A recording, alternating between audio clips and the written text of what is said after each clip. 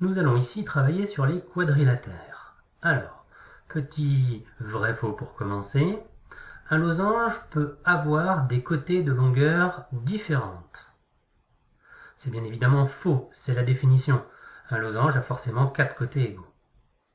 Le carré est un losange particulier. C'est vrai, si vous regardez l'arbre généalogique des quadrilatères, vous verrez que le carré est en dessous du losange, c'est donc un losange particulier. Le rectangle a forcément un côté plus long qu'un autre. Attention, c'est faux. Un rectangle peut tout à fait être un carré. Un carré est un rectangle particulier. Dans ce cas, les côtés seraient égaux. Alors c'est vrai qu'en général, on appellerait ça plutôt un carré, mais c'est aussi un rectangle. Tous les parallélogrammes sont automatiquement des trapèzes. C'est vrai, toujours pareil, regardez l'arbre généalogique. Un rectangle est forcément un parallélogramme. Encore une fois vrai, regardez l'arbre généalogique. Le carré est un rectangle particulier.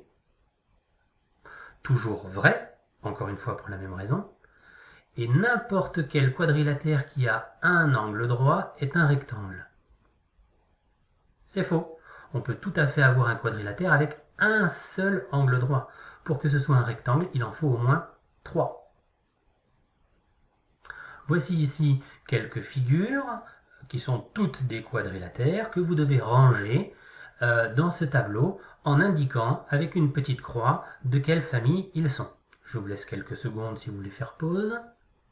Et moi je commence à corriger en vous donnant les réponses comme ceci. Alors remarquez que forcément, quand on indique que c'est un carré, forcément si c'est un carré c'est un losange, c'est un losange c'est aussi un parallélogramme, si c'est un parallélogramme c'est aussi un trapèze.